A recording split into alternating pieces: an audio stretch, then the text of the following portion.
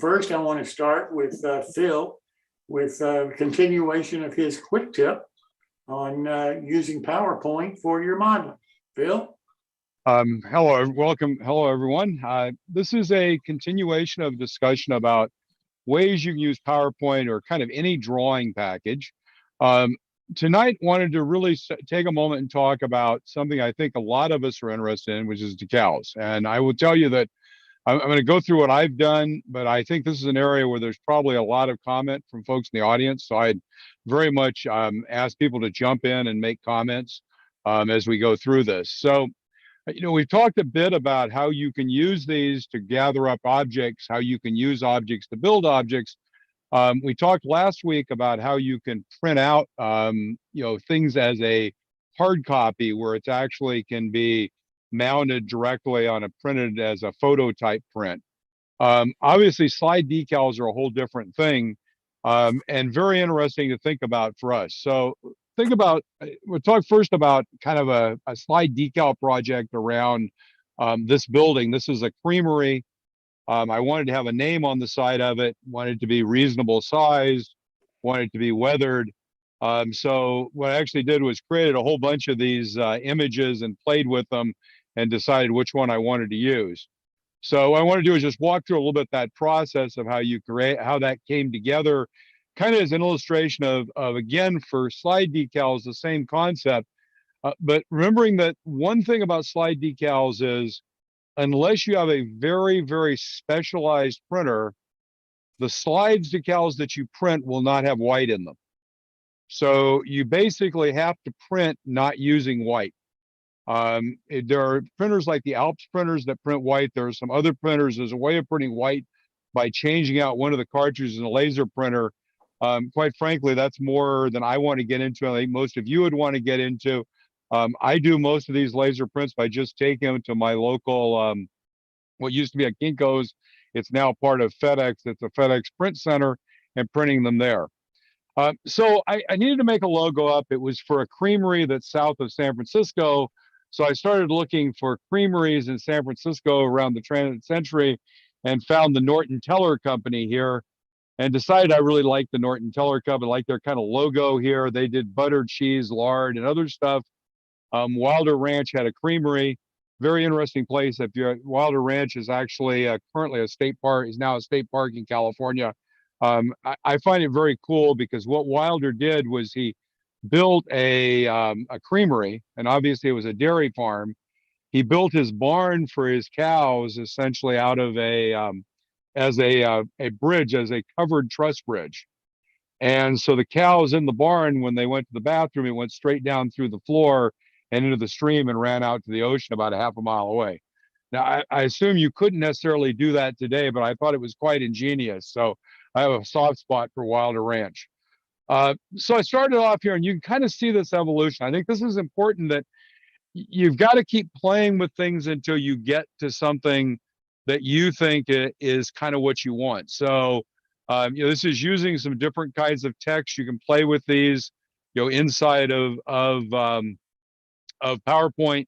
You'll notice these actually have been kind of slightly colored in the back. Inside, they're slightly lighter. There were some different icons here. This cheese icon here looked to me too detailed for the time frame. And then I ended up finding this icon down here. So you kind of see the evolution here as we go through. Then I said, well, maybe I should go back and try this one again. And then ended up kind of combining those all together by taking, this text, extending it out with some other text to come up with a logo item here. So again, this is kind of a process to get you to something that you think is reasonable for what you're doing.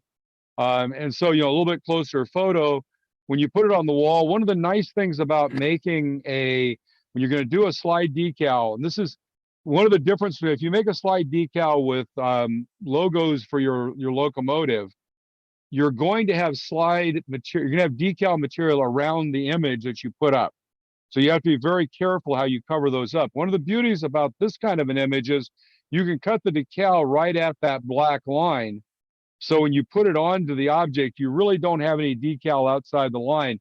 So really what you're dealing with is what's inside the line. Now this decal printed slightly clear on the inside, and you can see all the brick lines, et cetera, through it. So it works out pretty well for signs and those kinds of things.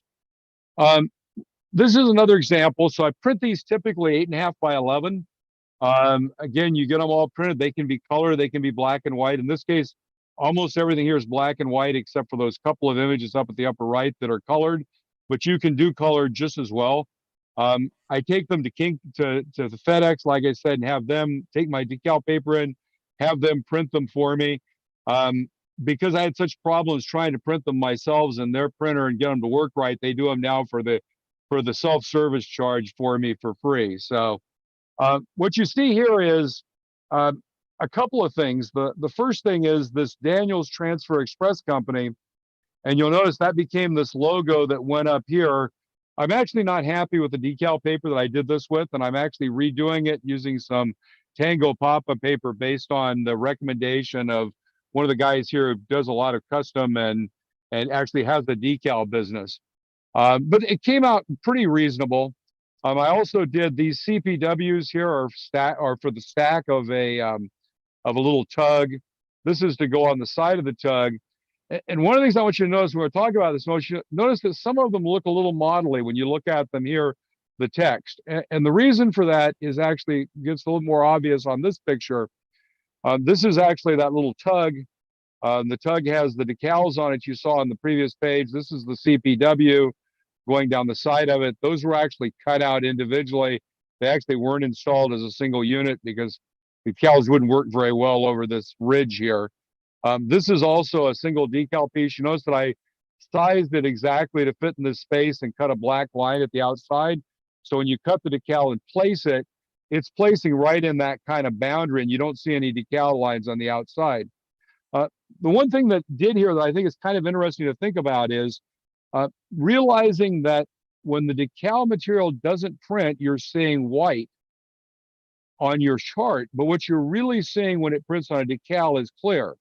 So if you notice this C right down here, and notice the California Powder Works is slightly faded and you're seeing the yellow paint through, that's actually done by, on the decal itself, creating white on top of the black decal so that the color behind will show through when you actually mount it on the model.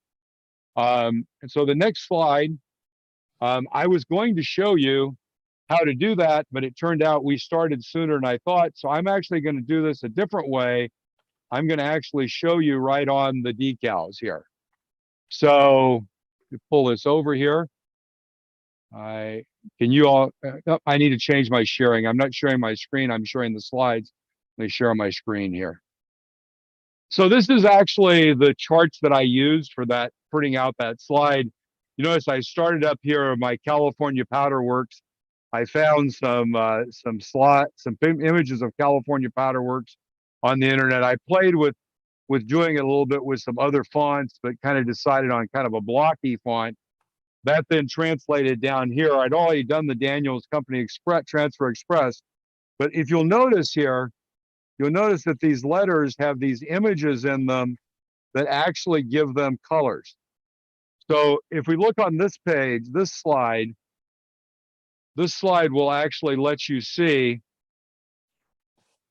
how those look. What I've done is I've made the background of the side brown.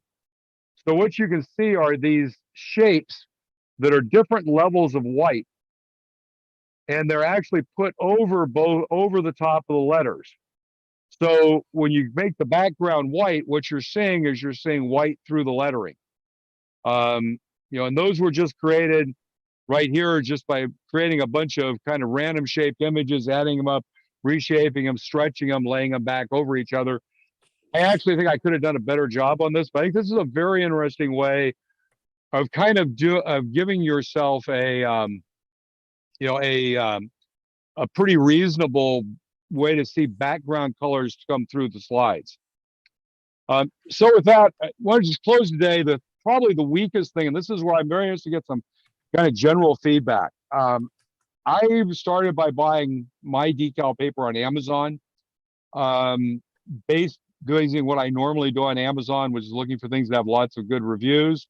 Have been fairly reasonable. There's also some paper from Micromark. I've had a few folks say is really good. the one that's recommended to me is Tango Papa. So I'm going to try the Tango Papa papers, and I'll give you some feedback on how well they work. I just, unfortunately, because of kind of the past 2 weeks have been a madhouse, I didn't have a chance to get it and try it out. But one of the things I'd be interested in is, have other folks had good results? I mean, I think there's a good method to create crisp decals. They work very well. Again, if you look back at that image that we had there, and just a second, let me pull it back up. I mean, one thing to notice is that this image is actually about 40 inches wide. So, it's again high resolution. When you take it to the printers, it's printing at 600 DPI. So at least, so it's very good. Are there other decal papers that people have used? Has anyone used the decal papers from Micromark? I haven't used them, so I just be curious. Bill, I have a question. I haven't used any of the decal papers yet, but in your one use where you used it on the sign over the building, how does decal paper work if you put it over wood, such as basswood or something? That is over wood, and it kind of is a challenge where it goes down. You got to make sure the wood's really tight together. But it is not perfect on that, and that's why I want to try the Tango Papa and see if it's a bit better, if it settles in a bit better. Okay, thanks. Yep. Bill, Yes. would you get some of the shiny part of the decal showing on the wood? How do you? Well, yeah, how do you eliminate cut that? it, and you still do have a bit of it showing. I mean, when I cut the decals, I tend to cut them right next to the letters on both top and bottom. But again, if you look at this decal, it's, even if you cut it here and here, you're still going to have edges of decals in these areas and on the ends here. And it's not ideal, quite frankly, but I'm going to go experimenting with it again and see if the other decal paper you can settle it in a bit better. What I found was, for example, on that the creamery building, where it was a brick that was actually laser cut brick, it actually nestled in pretty well. Yeah, I imagine Solvaset would help with something like that. And I guess it would depend on the grain in the wood that you were putting it over. Exactly. And it's not ideal. I mean, and if you look at it, for example, on that little tug, and they settled in really well there. And again, you can cut them very close. So what you're doing is you're basically just putting the letter on, and the only decal you have is in between the letter where the color comes through. Yeah. And so anyway, so next week we'll talk a little bit about larger prints, which is kind of a bit problematic because the place that I was using to get larger prints was from Costco, and they actually shut down their photo print businesses. So May I make a suggestion? Certainly. Regarding the decals, if it's possible to do it, include part of the background over which the decal will be applied, and make that part of the decal. Yep. And this helps eliminate the problem of the shiny stuff from the part of the decal that's clear. Include the background in it. You can't always do it, but if you can, do it. Yep, that's a great suggestion. Yeah, in fact, I actually tried. I didn't show it, but I actually tried a set of decals with wood printed on the background and trying to do it. It actually didn't work out as well for me on this one, but that's a great point. And by the way, I didn't talk about. I've also used my inkjet printer. I bought some inkjet decals and used those. And those you have to be very careful with, because inkjet's generally water soluble.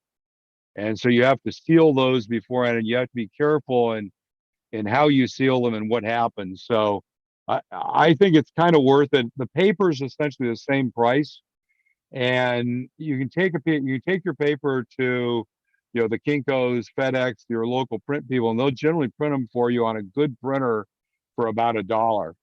And in my lifetime, I probably have printed 5 sheets of decals, maybe 7. So I don't think the $5 or $7 is going to break me. And it certainly doesn't anyone come near to justifying buying a laser printer. Yeah, yeah, absolutely. Anyway, back to you, Jim. Okay. Well, Phil, thank you so much. We'll look forward to hearing from you next week.